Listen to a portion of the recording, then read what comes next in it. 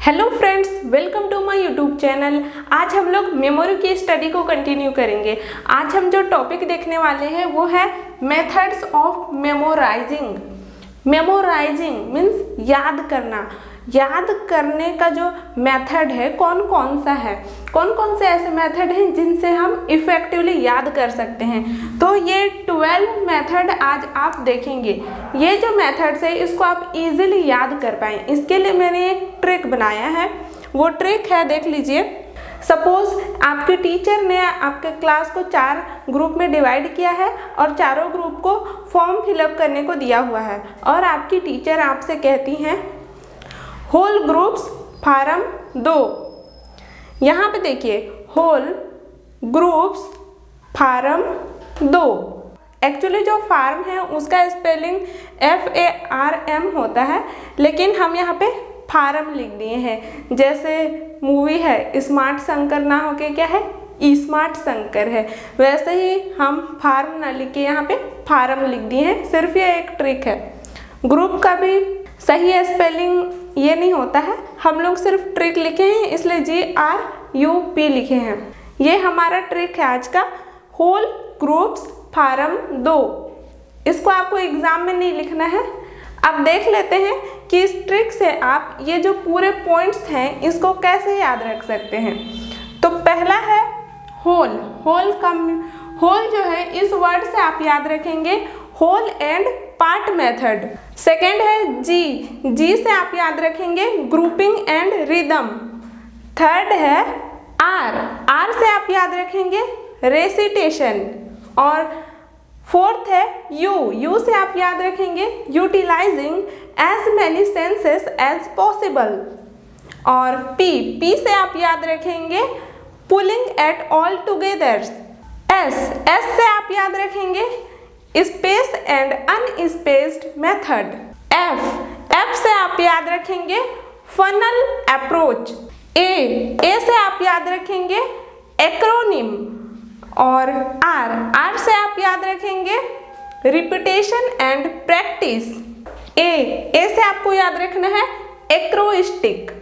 और एम दो यहाँ पे एम से आपको 2 वर्ड से याद रखने हैं।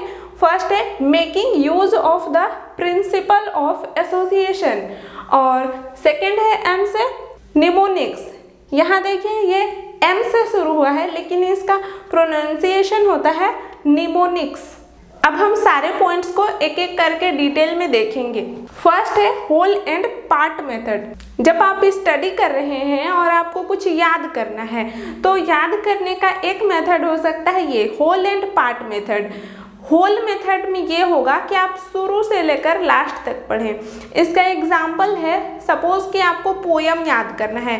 अगर पोयम शॉर्ट है, छोटा है, अगर आप उसको शुरू से लेकर लास्ट तक पढ़ रहे हैं बार बार और याद कर रहे हैं तो ये मेथड शॉर्ट पोयम के लिए ठीक है।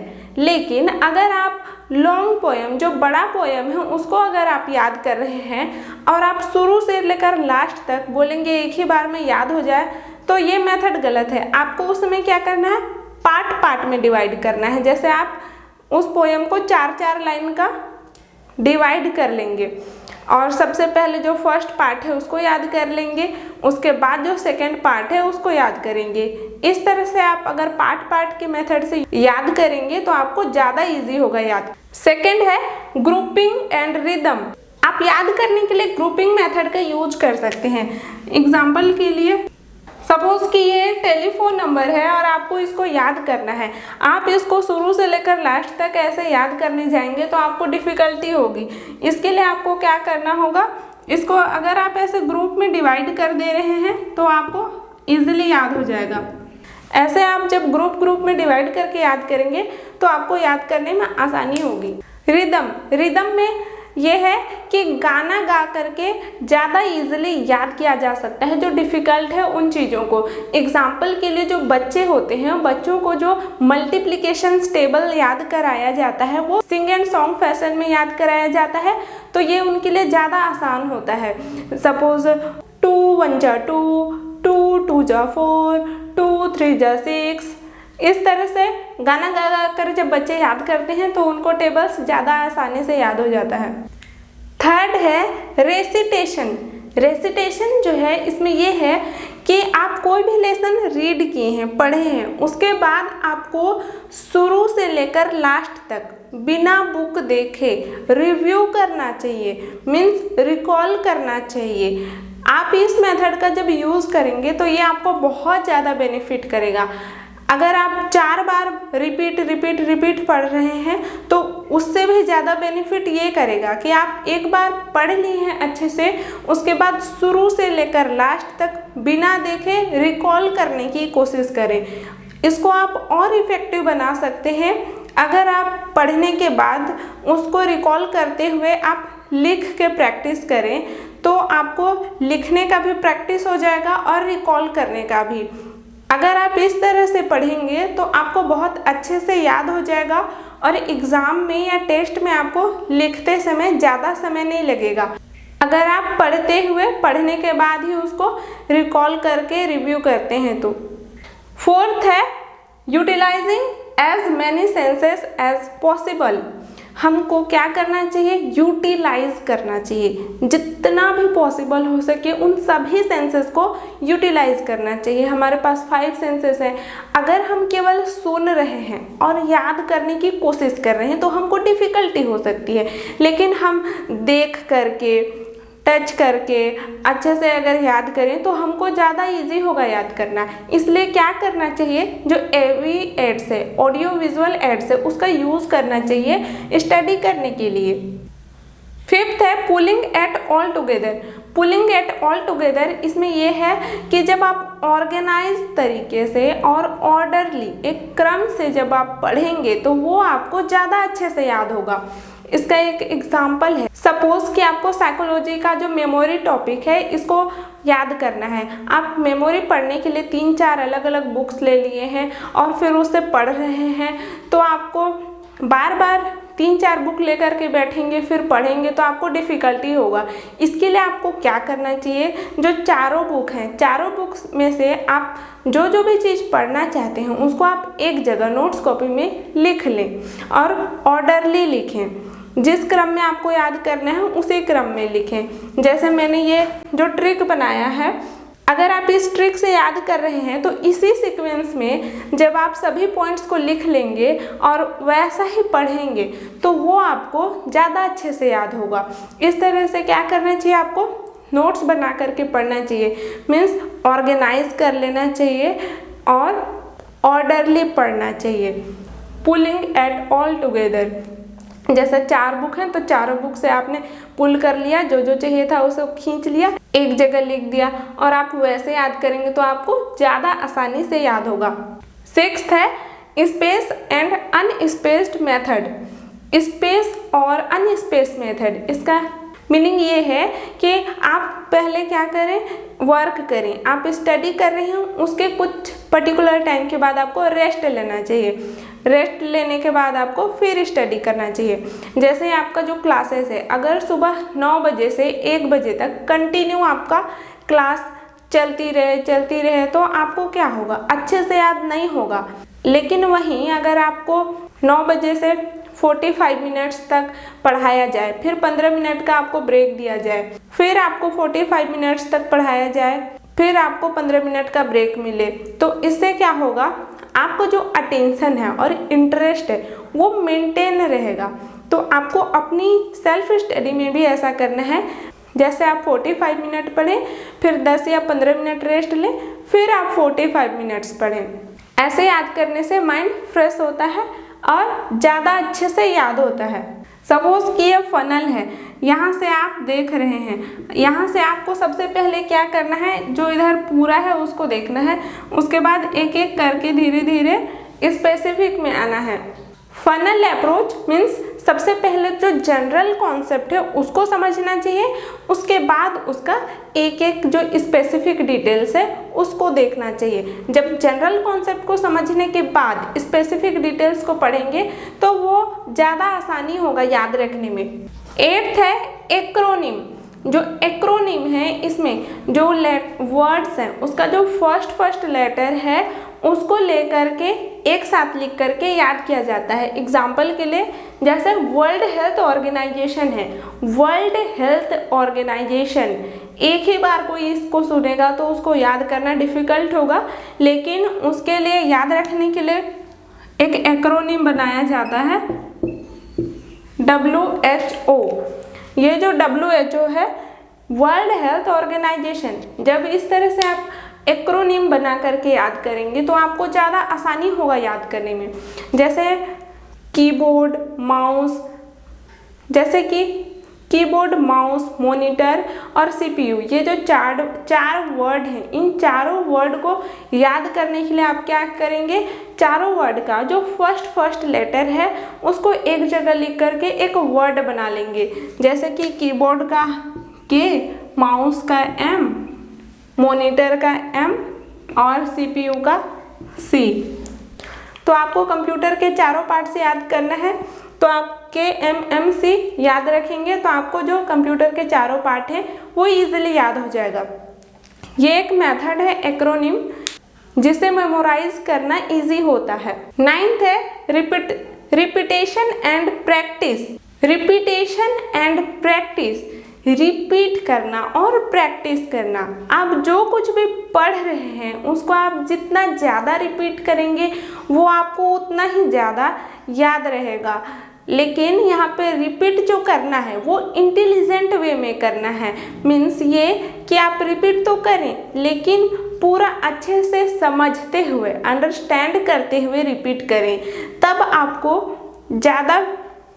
आपको जो भी आप पढ़ रहे हैं उसको याद रखने में बहुत इजी हो जाएगा। 10th है एक्रोस्टिक। एक्रोस्टिक का एग्जाम्पल पहले देख लीजिए आप। जब आपको जो हेड है, स्कल है, स्कल के बोन्स के नाम याद करने हैं तो उसके लिए एक सेंटेंस है, देखिए, old people from Texas eat spider. ये सिर्फ एक एग्जाम्पल है। टेक्सास जो है ये एक स्टेट है, US में एक स्टेट है। तो क्या कह रहा है ये सेंटेंस, जो ओल्ड पीपल हैं, कहाँ के, टेक्सास के, वो क्या खाते हैं, स्पाइडर खाते हैं, ईट करते हैं स्पाइडर। ये जो सेंटेंस है ये स्कल बोन को याद करने का एक ट्रिक है।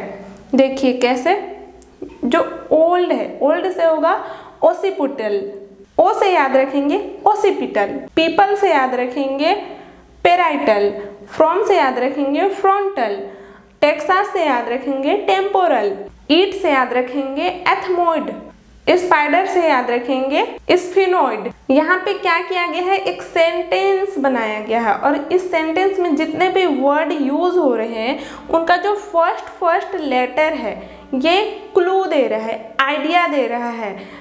जो चीज़ हम याद रखना चाहते हैं उसको याद रखने के लिए, याद करने के लिए हमको आइडिया दे रहा है। तो इस तरह का जो सेंटेंस बनाया जाता है उसको कहा जाता है एक्रोस्टिक। 11th है making use of the principle of association. Principle of association यहाँ पे ये है कि आप जो कुछ भी पढ़ रहे हैं उसको एसोसिएट करके देखें, कोरिलेट करके देखें। आपने जो कुछ भी पहले पढ़ा है उससे, और जो भी थिंग्स हैं उस चीज़ से रिलेटेड हो सकती हैं, उससे कंपेयर, उससे कोरिलेट करके देखें, एसोसिएट करके देखें और उसके बाद आप उसको याद करें तो आपको इजी होगा याद करना। इसके लिए भी एक एग्जाम्पल है caution. Caution for cancer symptoms. आप लोग अभी कैंसर अगर नहीं पढ़े हैं तो आप कैंसर का जब सिम्टम्स पढ़ेंगे तो आपको ये चीज़ मिलेगा कॉशन। कॉशन जो है ये एक ट्रिक बनाया गया है याद रखने के लिए कैंसर के सिम्टम्स को। तो यहाँ पे यूज़ किया गया है जो प्रिंसिपल ऑफ एसोसिएशन है उसको यूज़ करके ये ट्रिक बना है। 12th है निमोनिक्स। यहाँ M से शुरू हो रहा है लेकिन इसे निमोनिक्स बोला जाता है। जो निमोनिक्स है ये बहुत ही इंटरेस्टिंग है। इसमें देखिए क्या होता है, इसमें पहला है mnemonic link system. Mnemonic link system जो है इसमें एक स्टोरी बनाया जाता है। हमको अगर कोई लिस्ट याद करनी है उसके लिए एक स्टोरी बना लेंगे और उस लिस्ट को याद करेंगे तो ज़्यादा आसानी होगा याद करने के लिए। एग्जाम्पल के लिए आपको याद करना है डॉग, एनवेलप, यार्न, विंडो और 13। डॉग तो आपको पता है, एनवेलप, लिफाफा, यार्न वो होता है जो ऊन होता है, ऊन का जो बॉल होता है वो होता है यार्न, विंडो और 13। आपको ये जो पांचों वर्ड हैं, ये लिस्ट आपको याद करना है। तो इसके लिए आप एक कहानी बना सकते हैं। एग्जाम्पल के लिए, डॉग यार्न को मुंह में लेकर खिड़की से 13 एनवेलप में कूद गया। इस तरह जो ये जो कहानी है, इसमें क्या आ गया, डॉग भी आ गया, यार्न भी आ गया, विंडो भी आ गया, 13 भी आ गया, एनवेलप भी आ गया। इस तरह से स्टोरी के थ्रू याद करने से ज़्यादा आसानी से याद होता है। निमोनिक में ही एक और पॉइंट है, memory page system. Memory page system जो है या मेमोरी इमेज सिस्टम, इसमें क्या किया जाता है, जो भी हमको याद करना है उसको एक इमेज के साथ कनेक्ट कर दिया जाता है ताकि वो चीज़ आसानी से याद हो जाए। एग्जाम्पल के लिए, जो छोटे बच्चे हैं उनको 1 to 10 नंबर्स याद कराना है, तो 1 2 3 ऐसे याद कराएंगे तो उनको क्या होगा, नंबर्स याद करने में डिफ़िकल्टी होगा। लेकिन ये जो नंबर्स हैं उनको क्या किया जाता है, इमेज के साथ में कनेक्ट कर दिया जाता है।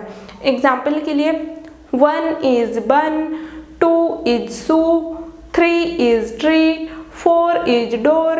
इस तरह से इमेज के साथ में कनेक्ट करके रिदम में जब याद कराया जाता है तो ज़्यादा आसानी हो जाता है नंबर्स को याद करना। बच्चे जब भी उस इमेज को सोचते हैं तो उनको वो नंबर्स भी याद आता है। मेथड्स ऑफ मेमोराइजिंग हमने देख लिया है। आई होप आप लोगों को क्लास अच्छी लगी होगी। मेरे चैनल को लाइक, शेयर और सब्सक्राइब जरूर करें। Thank you.